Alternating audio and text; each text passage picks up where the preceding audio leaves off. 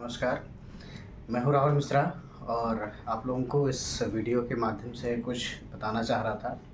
आजकल एक सबसे बड़ी प्रॉब्लम है, जिनके पास बच्चे हैं उनके लिए बहुत ख़ास होगा ये वीडियो।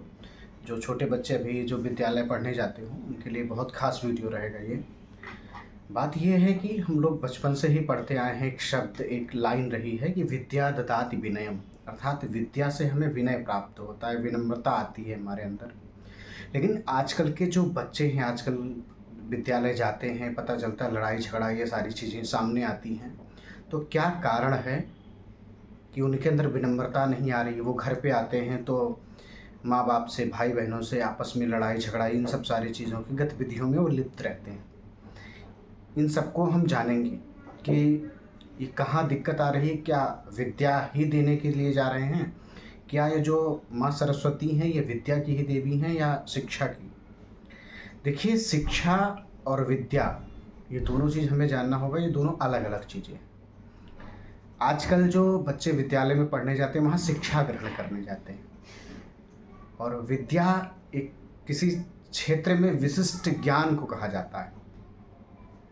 शिक्षा से हम हमारे अंदर किसी चीज़ का ज्ञान, कौशल, सामाजिक मूल्य के बारे में हम जान पाते हैं। अच्छे नागरिक कैसे बन पाएँ उसके बारे में हम जानते हैं।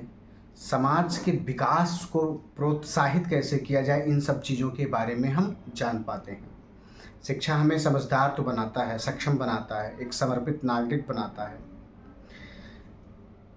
ये हमें स्कूल, कॉलेज, यूनिवर्सिटी या सेल्फ स्टडी से भी हम ज्ञान प्राप्त कर सकते हैं, शिक्षा प्राप्त कर सकते हैं। लेकिन विद्या जो होता है एक अद्वितीय रूप है, और ज्ञान जो है विद्या से ही आता है।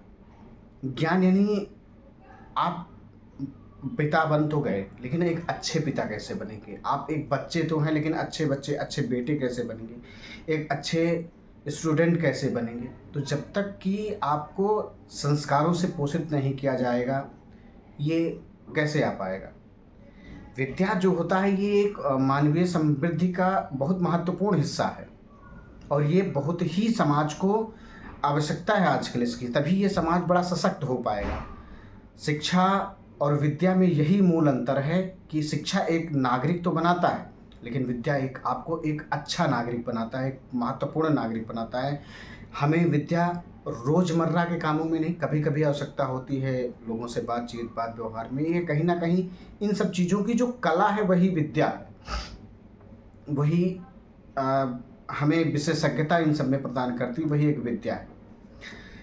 अच्छा, विद्यालय में बच्चे जाते हैं, फिर ये कहीं अलग से इसकी कोचिंग करी जाए या क्या किया जाए? नहीं। ये विद्यालय में जो बच्चे जाते हैं तो ज्ञान, कौशल, इन सब का बीज का जो परिरक्षण है वो हमारे अध्यापक करते हैं। साथ-साथ ये हमारा परम कर्तव्य है गार्जियन के रूप में कि हम भी अपने बच्चे के अंदर ये चीज़ें डालें, तभी ये चीज़ें हो पाएँगी। शिक्षक के जो है, शिक्षक बच्चों के अंदर एक तितिक्षा, एक जिज्ञासा, एक अभिप्सा पैदा कर सकता है, लेकिन जो अ, पिता है ये उसको पोषित करके, अभिसिंचित करके और आगे बढ़ा सकता है। अच्छा, टीचर ही क्यों कर सकता है? क्योंकि देखिए कि किसी चीज़ों को मानना पड़ेगा, आप चाहे जितने बड़े विद्वान हों, लेकिन बच्चे के लिए एक अधिकृत विद्वता जो है, एक अधिकृत विद्वान जो है वो शिक्षक ही है। हमें भी चाहिए कि इस तेजस्विता का बीजारोपण हम अपने बच्चे के अंदर करें। एक तेजस्वी अध्यापक क्या बना सकता है, इसका क्लू हमको एक इतिहास से मिलता है। इतिहास में जब हम सिकंदर के बारे में पढ़ते हैं कि सिकंदर ने जब विश्व विजय की मन में अपनी ठानी और भारत में वो आया, तो केवल सिकंदर नहीं आया था, एक महान गुरु अरस्तु की परंपरा उसके साथ आई थी। और जब वो यहाँ से आधी लड़ाई सेल्यूकस के हाथ में छोड़ के गया, तो वो लड़ाई सेल्यूकस और चंद्रगुप्त के बीच में नहीं थी, वो दो महान गुरुओं के बीच में थी। एक गुरु, यूरोप का गुरु जो अरस्तु था, और दूसरे कौटिल्य चाणक्य जो भारत के गुरु थे। और आपने देखा भी होगा, सुना भी होगा कि इसमें भारत के गुरु की ही जीत हुई थी। तो अगर हम इन चीज़ों को एक संस्कारित तरीके से लेकर चले तो हम समाज को बहुत आगे बढ़ा सकते हैं। और यह कार्य शिक्षा से तो कम लेकिन विद्या से अधिक सफल होगा। हम विद्या से ही अपनी संस्कृति, अपनी परंपरा का ज्ञान हमको हो पाएगा। आज अगर देखा जाए तो सबसे बड़ी समस्या है समाज में भ्रष्टाचार, प्रदूषण। ये आप देखिए ज़्यादातर कौन कर रहा है? एक शिक्षित व्यक्ति ही कर रहा है।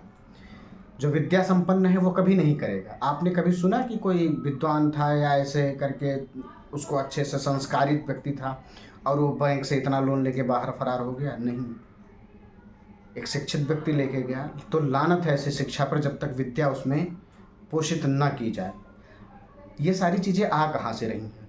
हम वेस्ट के वेस्ट को ले रहे हैं, इसीलिए ये चीज़ें आ रही हैं। हम वेस्ट के बेस्ट को अगर लें, पश्चिम के वेस्ट को अगर हम लें तो अच्छा रहेगा।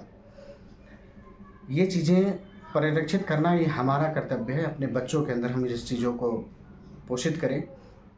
हम कोरोना का टीका तो बना लिए, लेकिन बच्चों के मस्तिष्क में क्या जा रहा है इसका टीका हम गार्जियन को बनाना पड़ेगा।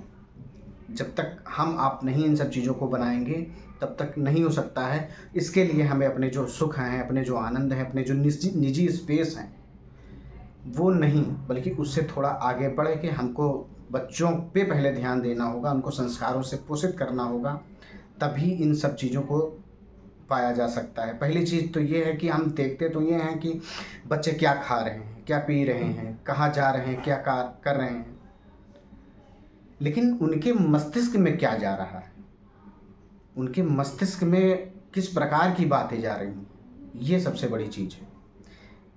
वो कैसे ना जाएं उसके लिए विवेक एक होता है, विवेकवान बनाइए। जब विवेक नामक फिल्टर उनके दिमाग में लगेगा तो जो भी जाएगा छन के वो बहुत बेहतर जाएगा। और यही कामना है आप लोगों से कि आप लोग अब इन सब चीज़ों को थोड़ा ध्यान देंगे, अपने बच्चों को संस्कारित एवं पोषित करेंगे। आपसे रिक्वेस्ट है कि इस वीडियो को ज़्यादा से ज़्यादा लाइक करें, शेयर करें और कमेंट करें। और जितने भी लोग हैं कमेंट में ये ज़रूर बताएं, इन बात का मेरे अनुमोदन करें कि क्या ये चीज़ सही था या नहीं। अभी मैं एक वीडियो बनाने वाला हूँ, आप लोग कमेंट में बताइएगा। एक जन्मदिन पे कुछ शास्त्रों में विधियाँ हैं कि कैसे मनाया जाए, तो अगर आप कहेंगे तो ज़रूर एक उसकी पूजा पद्धति कैसी है ये मैं बताऊँगा। तब तक के लिए नमस्कार।